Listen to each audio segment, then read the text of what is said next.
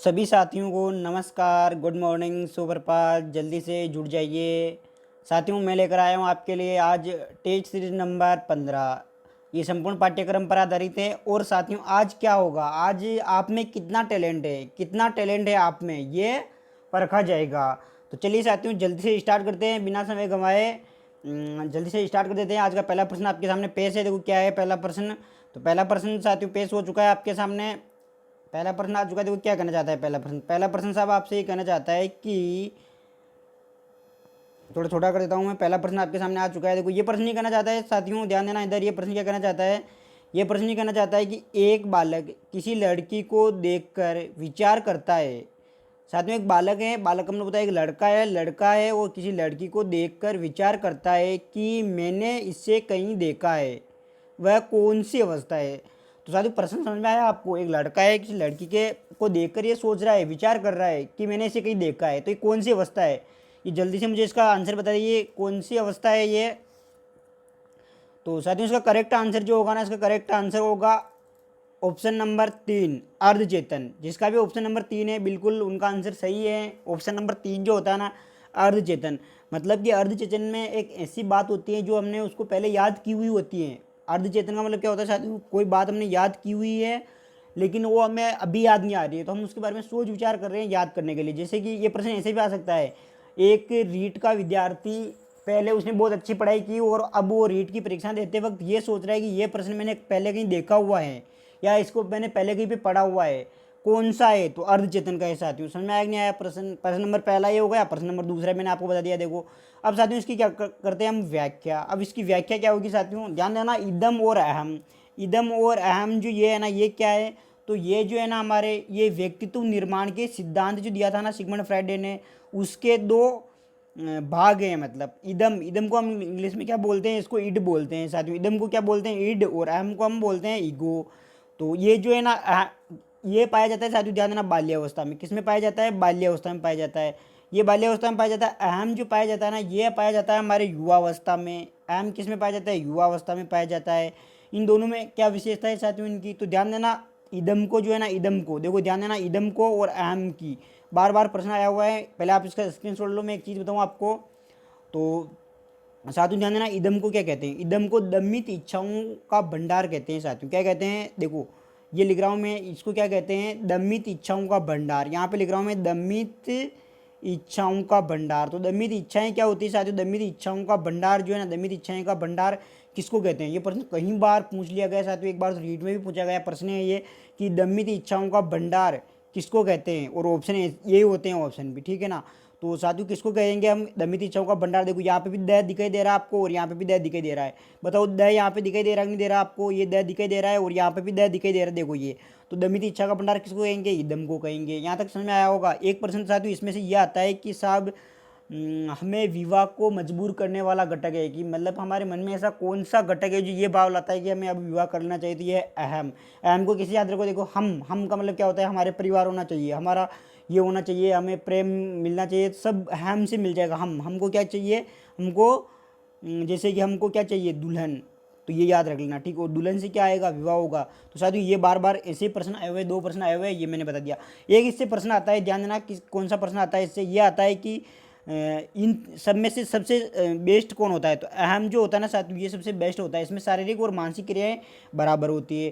तो चलिए साथियों, पूरी उम्मीद करता हूँ कि आपको ये प्रश्न अच्छा लगा होगा, इसकी व्याख्या अच्छी लगी होगी। मैं अगले प्रश्न की ओर चल रहा हूँ। अगला प्रश्न आपके सामने पेश है। देखो प्रश्न क्या कहना चाहता है, प्रश्न आपसे ये कहना चाहता है साथियों कि आपको ये बताना है कि निम्नलिखित में से कौन सा कारण बच्चों में अनुशासनहीनता उत्पन्न करता है। मतलब साथियों एक ऐसा कारण है इसमें जो क्या है कि बच्चों में अनुशासनहीनता उत्पन्न करता है, उसके बारे में आपको क्या करना है, बताना है। तो आप जल्दी से बताइए। तो साथियों इसका करेक्ट आंसर जो होगा ना, इसका करेक्ट आंसर क्या होगा ये आपको मैं बता दूं। देखो इसका करेक्ट आंसर जो जाता है ना, ये जाता है हमारा ऑप्शन नंबर 4 को। साथियों ऑप्शन नंबर 4 लिखा हुआ है भय। भय जो होता है ना, भय कारण बच्चों में क्या अनुशासनहीनता का उत्पन्न करता है। साथियों आप एक बालक को डांटते रहिए, मारते रहिए, एक चरम सीमा ऐसी आ जाएगी ना जिसके बाद वो क्या हो जाएगा, बिल्कुल ही अनुशासनहीन हो जाएगा। जैसे कि मान लो आप टीचर हो, आप मान लो मैथ्स के टीचर हो। देखो सबसे आप मैथ्स का टीचर की बात बताऊँ मैं, मैथ्स का जो टीचर है आपका, वो आपको पूरे दिन भर बोलेगा मान लो, तुम पागल हो, तुम ये हो, या साइंस का टीचर है, मान लो कोई सा भी टीचर है आपका जो आपको सबसे ज़्यादा गालियाँ देता रहता है पूरे दिन भर, तुम कुछ नहीं कर सकते, तुम्हारी ज़िंदगी में ये नहीं, बेकार हो जाओगे, नहीं ये तुम्हारा भविष्य भविष्य बर्बाद हो जाएगा, नहीं, तो साथियों आपको क्या उनके प्रति एक नेगेटिविटी मिल जाती है कि नहीं ये टीचर क्या है, हमें पूरे दिन पर नेगेटिव फीडबैक देते रहते हैं। तो फिर क्या होगा, देखो एक दिन ऐसा आएगा कि आप उनका सम्मान करना ही छोड़ दोगे। तो ये किसके कारण छोड़ा आपने, मतलब अनुशासन क्या था आपका कि उनको आप रोज़ चरण स्पर्श करो, लेकिन उन्होंने आपको भय दिया, क्या दिया, भय कि तुम फेल हो जाओगे, ये हो जाओगे, उन्होंने आपको रास्ता नहीं बताया। तो क्या हुआ साथियों, निश्चित तौर पर उनमें उनमें अनुशासनहीनता का भाव आ जाएगा। किसी बालक को आप बार बार, वो कहते हैं ना कि किसी को बार बार मारोगे तो फिर वो क्या करेगा, उसकी आदत पड़ जाएगी। जैसे कि आप बार बार झापड़ मार रहे हो किसी को, रेपटे मार रहे हो किसी को, कुछ भी कर रहे हो ना साथियों, तो ध्यान देना उसकी क्या आदत पड़ जाती है। आदत नहीं, उसको क्या है कि उसका भय होता है कि पहले तो झापट पड़ेगी, लेकिन फिर क्या अनुशासनहीनता का गुण आ जाता है। तो इसका करेक्ट आंसर समझ में आ गया। अगले प्रश्न की ओर चल रहा हूँ मैं। अगला प्रश्न क्या है, देखो अगला प्रश्न आपके सामने पेश हो चुका है साथियों। इंपॉर्टेंट प्रश्न है, क्या कहना चाहता है प्रश्न, देखो प्रश्न ये कहना चाहता है कि नवीन ज्ञान तथा नवीन प्रतिक्रिया का अर्जन करने की प्रतिक्रिया अधिगम की प्रक्रिया है। साथियों कथन किसका है, बहुत इंपॉर्टेंट प्रश्न है। पहले तो आप इसको वेरी इंपॉर्टेंट लगा लोगे, वेरी मोस्ट इंपॉर्टेंट है साथियों, वेरी मोस्ट इंपॉर्टेंट प्रश्न है।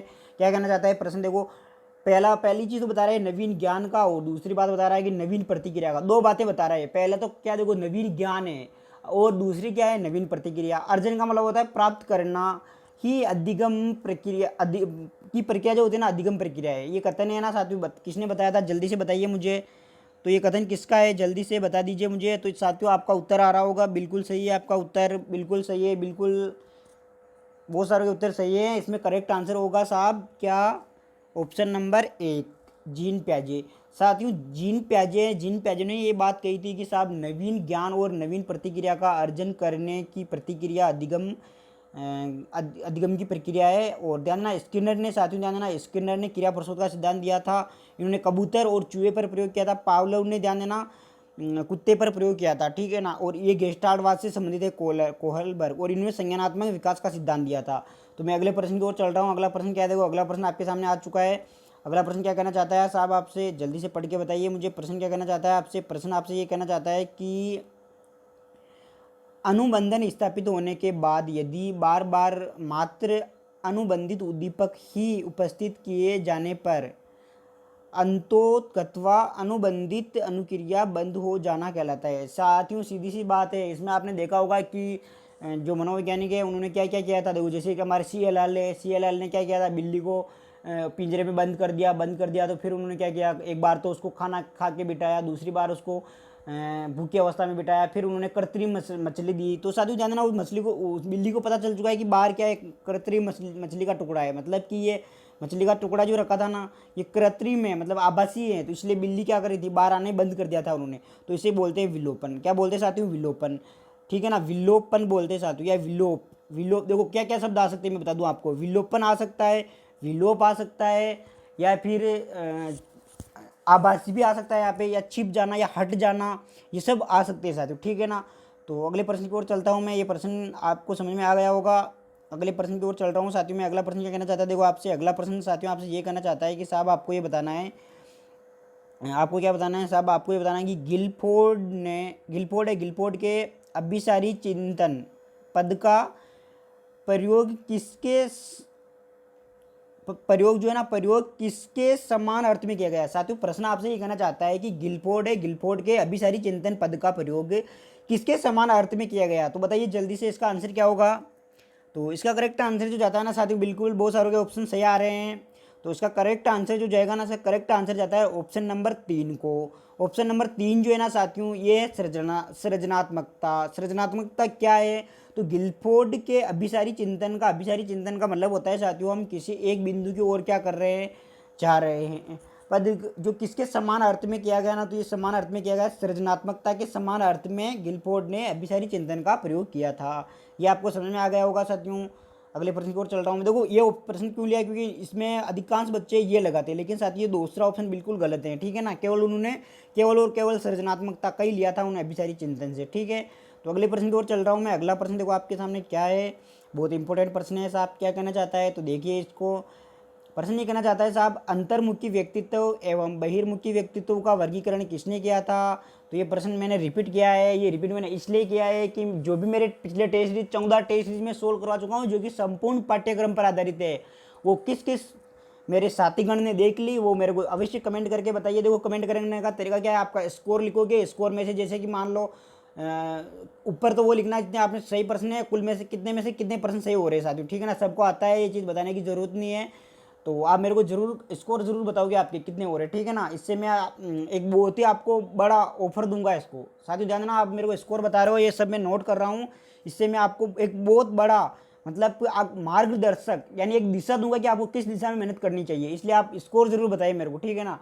तो अंतर्मुखी व्यक्तित्व एवं बहिर्मुखी व्यक्तित्व का वर्गीकरण किसने किया था। तो ये वर्गीकरण करने वाले थे साथियों हमारे कौन, ये थे हमारे साहब जुंग साहब थे। ये इनके शिष्य फ्राइड के शिष्य थे। किसके शिष्य थे, ये फ्राइड के शिष्य थे। इन्होंने क्या किया था, इन्होंने जो है ना अंतर्मुखी और बहिर्मुखी व्यक्तित्व का वर्गीकरण किया था। अगले प्रश्न की ओर चलता हूँ मैं। अगला प्रश्न क्या है, देखो अगला प्रश्न आपके सामने पेश हो चुका है साथियों, इंपॉर्टेंट प्रश्न है। क्या कहना चाहता, किसी दूसरी वस्तु की अपेक्षा एक वस्तु पर चेतना का केंद्रीकरण अवदान है, ये कथन किसका है। साथियों सीधी सी बात ये कहना चाहता है, देखो हम क्या है कि जब पढ़ते हैं ना, मान लो हमारे ये क्या है, हमारी किताब है, और जब हम ये पढ़ रहे, देखो ये किताब का ये पेज है, पढ़ रहे हैं हम, तो हमारा क्या होता है कि हम जैसे पढ़ तो यहाँ पे रहे कि व्यवहारवाद का सिद्धांत जेबी वाटसन ने दिया था, यहाँ पे ये लाइन लिखी हुई और 1912 में दिया था, यहाँ पे ये लिखा हुआ है। और जेबी वाटसन को 20वीं सदी का चमकता सितारा कहते हैं, ये चीज़ें। लेकिन हम इनके साथ साथ में देखो सितारा आते हैं, हमारे मन में आ गया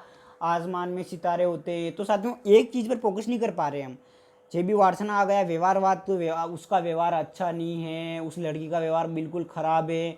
तो ये ऐसी बातें जो आना ना साथियों, ये केंद्रीकरण का उद्गान नहीं है। मतलब केंद्रीकरण का उद्गान का मतलब होता है साथियों कि जब हम पढ़ रहे हैं ना, केवल एक ही चीज़ पर हमारा फोकस होना चाहिए, ठीक है। तो ये बात किसने कही थी कि किसी दूसरी वस्तु की अपेक्षा एक वस्तु पर चेतना का केंद्रीकरण ही अवदान है। मतलब अवदान जो होता है ना, अवदान का एक तरह से मन कह सकते हैं। मन क्या होता है, देखो ये मन अलग है, ये मन जो है ना, ये मनोवैज्ञानिक का मन है, ये एक मनोवैज्ञानिक का नाम ही है मन। लेकिन साथियों इसका करेक्ट आंसर जो जाता है ना, ये करेक्ट आंसर जाता है हमारा ऑप्शन नंबर 1 को। रोज साहब जो है ना, रोज ने ये बात बताई थी कि हम जो दो वस्तु पर विचार कर रहे हैं उसकी तुलना में हम एक ही वस्तु पर विचार करें तो उसे हम केंद्रीकरण अवदान कहते हैं। अगले प्रश्न की ओर चलता हूँ। और मैकडूगल ने क्या बात बताई थी साथियों, मैकडूगल ने जो बताए थे ना 14 प्रकार के संवेग बताए थे, 14 प्रकार की मूल प्रवृत्तियाँ बताई थी इन्होंने, ठीक है। तो अगले प्रश्न की ओर चलता हूँ मैं। अगला प्रश्न क्या है, देखो 8वां प्रश्न आपके सामने पेश हो चुका है साथियों। क्या कहना चाहता है प्रश्न, तो साथियों प्रश्न आपसे ये कहना चाहता है कि चिंतन संज्ञानात्मक पक्ष में एक मानसिक क्रिया है, ये कथन किसने दिया था।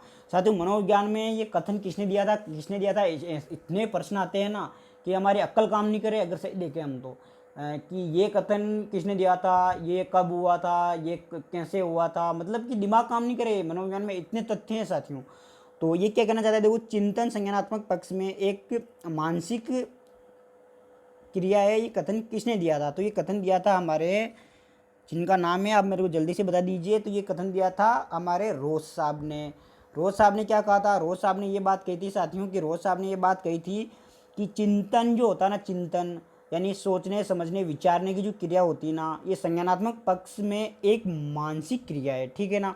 अब आपके मन में प्रश्न आ रहा है कि साहब ये गिलफोर्ड साहब ये कौन थे। तो गिलफोर्ड साहब एक मनोवैज्ञानिक थे। इन्होंने ध्यान देना, इन्होंने परिभाषा दी किसकी, मनोविज्ञान की। क्या दी इन्होंने परिभाषा, इन्होंने एक परिभाषा दी किसकी साथियों, इन्होंने परिभाषा दी कि किसकी, मनोविज्ञान की। मनोविज्ञान की परिभाषा क्या दी इन्होंने, व्यवहार के कारण व्यवहार में आया हुआ परिवर्तन, ठीक है ना साथियों। ये मनोविज्ञान की नहीं, अधिगम की परिभाषा दी इन्होंने, व्यवहार के कारण व्यवहार में आया हुआ परिवर्तन ये अधिगम कहलाता है, ठीक है ना साथियों। अधिगम की परिभाषा दी तो कैसे, जैसे मान लो गिलफोर्ड ने परिभाषा ऐसे दी कि ये इसने इसको मारा, ठीक है ना। तो इसने इसके गाल पे फोड़ी, इसने भी इसके गाल पे फोड़ दी। तो पहले व्यवहार किसने किया, पहले इसने व्यवहार किया, फिर इसके बाद में इसने व्यवहार किया, ठीक है ना। तो ये हो गया साथियों गिलफोर्ड, ठीक है। अगले प्रश्न की ओर चलता हूँ मैं। अगला प्रश्न आपके सामने आ चुका है, देखो क्या कहना चाहता है प्रश्न। तो साहब प्रश्न आपसे ये कहना चाहता है कि कौशल जो होता है ना, कौशल सीखने की पहली अवस्था है। कौशल कितने होते हैं साथियों आपके, तो आप बोल रहे होंगे कौशल साहब हमारे 4 होते हैं। कौशल 4 होते हैं। भाषा के कौशल कितने होते हैं, 4। कौन कौन से होते हैं, LSRW, ये इन भाषा कौशलों का क्रम होता है। कई बार परीक्षा में पूछा जा चुका है। ठीक है ना। तो इसमें एल का मतलब क्या होता है, सुनना। सुनते कब है, जब हम अनुकरण करके बार बार किसी भाषा को, शब्द को अभ्यास करेंगे, तब क्या करेंगे, उसको हम बोल पाएंगे। तो साथियों ध्यान देना, इसका करेक्ट आंसर होता है अनुकरण। ऑप्शन नंबर जो होता है ना, ऑप्शन नंबर पहला जो है ना, इसका करेक्ट आंसर हो जाएगा। अब मैं अगले प्रश्न की ओर चल रहा हूँ। अगला प्रश्न क्या है आपके सामने, अगला प्रश्न आ चुका है। देखो अगला प्रश्न क्या कहना चाहता है आपसे, अगला प्रश्न आपसे ये कहना चाहता है कि मूल्यों के वर्गीकरण में सम्मिलित नहीं है। मूल्यों का जो वर्गीकरण है उसमें क्या सम्मिलित नहीं है, ये बताना है आपको। तो इसका देखो पहला तो आपको दे रखा है येन केन प्राकेण, धनार्जन का मूल्य, आध्यात्मिक मूल्य, नैतिक मूल्य, सांस्कृतिक मूल्य। तो आपको सीधा सा आंसर पता चल रहा होगा इसका। तो देखो ऐसा कोई बालक नहीं जो इस प्रश्न का उत्तर तो गलत दे देगा मेरे को। तो साथियों देखो बहुत सिंपल बातें ये हैं। देखो आध्यात्मिक मूल्य होते हैं, नैतिक मूल्य होते हैं, सामाजिक मूल्य, ये सब होते हैं ये तो, लेकिन ये ऐसा मूल्य कहीं पे नहीं होता। तो ठीक है ना। तो मूल्यों का वर्गीकरण देखेंगे तो ये ऐसा मूल्य कहीं पे नहीं आएगा। ठीक है, तो अगले प्रश्न की ओर चल रहा हूँ मैं। आज का 11वां प्रश्न आपके सामने पेश है। साथियों क्या कहना चाहता है, देखो 11वां प्रश्न क्या कहना चाहता है आपसे। तो 11वां प्रश्न आपसे ये कहना चाहता है कि आपको बताना है कि स्टैनफोर्ड बिने परीक्षण मापन करता है। स्टैनफोर्ड बिने परीक्षण किसका मापन करता है, ये आपको बताना है ना। तो जल्दी से बताइए मुझे। तो स्टैनफोर्ड बिने परीक्षण जो मापन करता है ना, बुद्धि का मापन करता है। बुद्धि के बहुत सारे परीक्षण है साथियों, ध्यान देना। बुद्धि का करेक्ट मापन कर पाए अभी तक कोई सिद्धांत नहीं है, लेकिन बहुत सारे सिद्धांत है बुद्धि के। ठीक है, अगले प्रश्न की ओर चलता हूँ मैं। अगला प्रश्न क्या कहना चाहता है आपसे, आज का लास्ट प्रश्न आ चुका है साथियों आपके सामने। प्रश्न क्या है, देखो प्रश्न ये कहना चाहता है शिक्षण सूत्र का आधार होता है। शिक्षण सूत्रों जो होते हैं ना, शिक्षण सूत्रों का आधार होता है। क्या आधार होता है शिक्षण सूत्रों का, जल्दी से बता दीजिए मुझे। साथियों शिक्षण सूत्रों का आधार होता है मनोवैज्ञानिक। ठीक है ना, इसका करेक्ट आंसर ये हो गया। अब साथियों आपने देखो जब टीचिंग मेथड पढ़े होंगे ना, आपने टीचिंग मेथड में आपने ये पढ़ा होगा कि ये मनोवैज्ञानिक विधि है। आपने बहुत सी जगह पढ़ा होगा कि शिक्षण की ये तो मनोवैज्ञानिक है, ये अमनोवैज्ञानिक विधि है। तो साथियों ध्यान देना, मनोवैज्ञानिक अमनोवैज्ञानिक किस आधार पर बताया जाता है, वह विधि मनोवैज्ञानिक कहलाएगी जिस विधि का, ध्यान देना, क्या होगा, कोई उसके पीछे कोई मनोवैज्ञानिक आधार होगा। पहली बात तो क्या होगा, कोई मनोवैज्ञानिक आधार होगा। और दूसरी बात क्या, देखो दो शर्तें हैं। पहला तो क्या होगा, उस विधि का कोई जनक होगा। अगर किसी भी विधि का जनक है, किसी भी विधि को किसी व्यक्ति ने दी है और उसका नाम अभी आता है, तो वो मनोवैज्ञानिक विधि होगी। और दूसरा होता है उसका कोई मनोवैज्ञानिक आधार होगा। ठीक है, तो अगले प्रश्न की ओर में चल। अब तो क्या लास्ट प्रश्न था आज का ये। तो साथियों 12 प्रश्न थे, आपको कैसा लगा ये प्रश्न आप मेरे को कमेंट करके ज़रूर बताओगे। और एक चीज़ मैं बता दूं साथियों, आपको ध्यान देना, यदि आपके इस 12 में से 10% सही हुए तो आप कैसे लिखोगे, 10/12 लिखोगे। ऐसा करके आप मेरे को रोज़ाना बताते रहिए। एक दिन में आपको क्या है कि आपके मनोविज्ञान में आपको कितनी मेहनत करनी चाहिए और मनोविज्ञान आपकी कितनी कमज़ोर है, ये सब का मैं आंकड़ा लेकर एक दिन आपके सामने लाइव आऊँगा साथियों। तो ध्यान दें, आप ये कमेंट जरूर करें मुझे कि आपके कितने प्रश्न सही हो रहे हैं साथियों इसमें से। और ये मैं यूनिक प्रश्न ले रहा हूँ साथियों, ये मनोविज्ञान की बहुत, मतलब आपको मान के चलो कि आपके लिए ये रामबाण इलाज है साथियों। आप रोज़ टॉपिक पढ़ो और मतलब मनोविज्ञान का पूरा कोर्स तो आपने कर ही लिया। अब मैं क्या आपके लिए टेस्ट लेकर आ रहा हूँ, इससे आपकी पूरी मनोविज्ञान पर पकड़ रहेगी। ठीक है साथियों, तो यदि अभी तक भी आपने हमारे चैनल को सब्सक्राइब नहीं किया तो प्लीज़ चैनल को सब्सक्राइब कीजिए और अपने मित्रों के साथ शेयर कीजिए। साथियों पढ़ते रहिए, आगे बढ़ते रहिए। मिलते हैं नेक्स्ट वीडियो में, तब तक के लिए धन्यवाद। वंदे मातरम, जय श्री राम।